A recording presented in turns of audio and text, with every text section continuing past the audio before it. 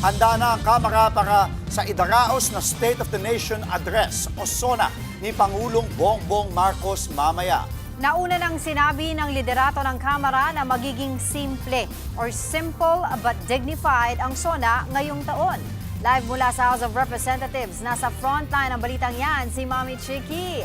Mami Chiki, kumusta po ang mga huling paghahanda dyan para sa SONA mamaya? Angela, Andre, good morning. Sabi nga, simple but dignified. At yan ang tema pati dito sa HOR. Ngayong mag-aalas 6 pa lang ng umaga dito sa ating South Wing. Ito po yung isa sa mga entrada kung paano kayo makakarating sa plenary. Pero hindi po ito ang inaantabayanan nilang red carpet entrance. Andun po yun sa kabila, sa north entrance. Pero kagaya nga ng naipangako, hindi lang ni PBBM, kung hindi si Atty. Chelo Garafil na Sec dyan dito sa House of Representatives. Pati po ang mga kasuotan ngayon ay inaasahan maging simple rin. At nakita na rin natin sa mga preparasyon, nakasili po tayo sa loob, handa na ang South Lounge kung saan po nag-aalmusal ang ating mga kongresista na unti-unti na rin papasok dito para maghanda para sa kanilang first session sa ating second regular session dito sa House of Representatives. Mga alas 10 po na umaga yan, standard po yan na bago po magkaroon ng SONA ay mauuna na silang magtipon-tipon muli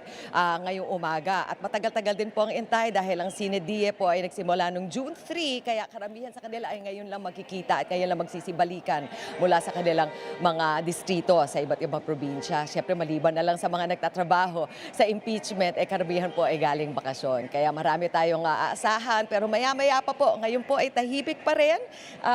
Ang nakikita nyo po dito, nakapaligid ay ang mga nagtatrabaho lang dito. Kanina po nakausap ko yung mga security staff, 150 po ang nakadeploy sa araw na ito.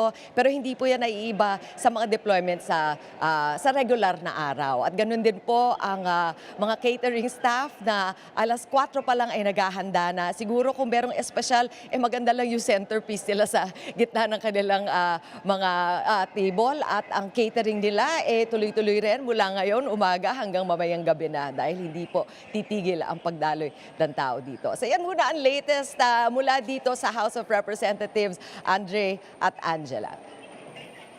So parang nung last year din yan, wala talagang red carpet na.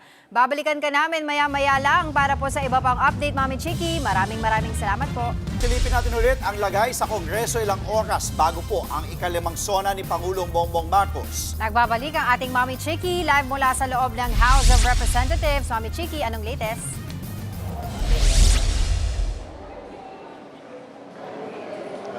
Andre, Angela, ayan medyo napupuno na, nagiging medyo mas maingay at mas busy na ng South Wing kumpara kanina, pero sa ating pagkakaalam, in the past SONAs, medyo mas maaga ang dating ng mga tao. Pero hindi papahuli ngayon si Congresswoman Olga Con ng 2nd District of Masbate na nagpaaga ang dating ngayon. Yes, Good morning. Good morning, Opo. Chiki. Opo, bakit napaaga ang dating natin? Because the last time ay umalis ako ng bahay 8 o'clock. Diyos ko, alas 10 na mag-open na ang session. Di pa ako Opo.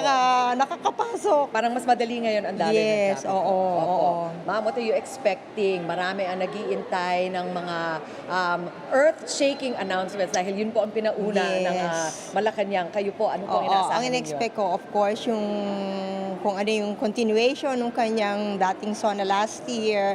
And then, sana more on economic problems natin. Sana mabigyan ng kahit paano. We are expecting solutions to all the problems that we are encountering now. Especially, alam mo naman, energy. Yes. Yes. Ma'am, June 3 pa kayo na on break. So Yes. karamihan sa inyo ay ngayon na lang bumabalik. Pero alam din naman natin na ang inyong mga kasama who are in charge of the prosecution sa Yes. impeachment have been hard at work. From those na hindi directly involved sa mga hearing, ano po ang papaano niyo po sinusubaybayan at ano naman ang inyong mga naiisip ngayon at ang reaction sa mga nangyayari? Well, sana po maging fair lang, especially the senator judges. Tingnan natin yung talagang kung ano ba talaga ang nangyayari talaga, kung ano yung pinipresent na evidence ng prosecution and then yung mga rebuttal ng defensa. sana po maging fair ang senator judges and to see talaga kung actually ba guilty or not guilty ang ating Vice President. How do you think, ma'am, your colleagues are doing sa prosecution so far? Ay, so far naman, they're doing very, very good. Do you expect any kind of mention about the impeachment during the SONA today? I think they will not mention it kasi baka magkaroon ng sacrifice.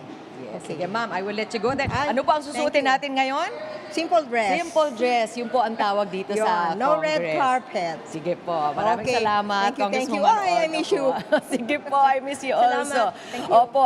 Sabi nga natin, sige ma'am, sabi nga natin, kakaiba ang paghigpit ng security ngayon. Kung wala po si Mac Ortiz dito, ay hindi po siya makakapasok at halos isang buwan po ang application process. And nataunan din natin yung sweep ng Presidential Security Group na numbering about 65 na rin dito ngayong ganito pa kaaga.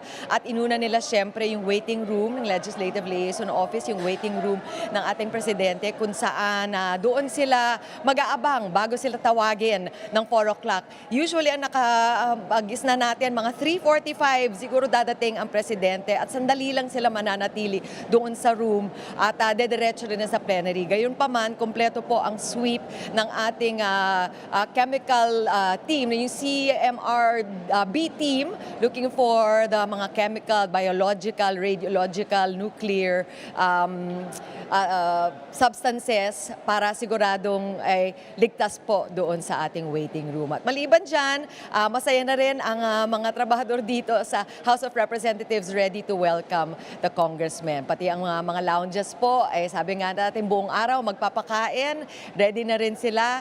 And of course, kakaiba ang paghanda nila ng kanilang mga table setup. Pero hanggang doon na lang po ang extent ng pagpapagarbo ng House of Representatives sa taon na ito. Kaya mananatili po tayo at titignan natin ang pagdating pa ng ibang mga staffers and more members. Nakikita natin si Congresswoman Kakabag-Aw. Napadating na rin. Very busy si Congressman Bagao because she is also part of the prosecution. Hi, good morning, ma'am. Sige, yan na muna ang latest mula dito sa House of Representatives. Balik sa'yo, Andre and Angela. Maraming salamat, Mami Chiki. Mga kapatid, Andre Felix po, manatiling may alam pagdating sa mga mahalagang balita sa loob at labas ng bansa. Mag-follow at mag-subscribe na po sa social media pages ng News 5.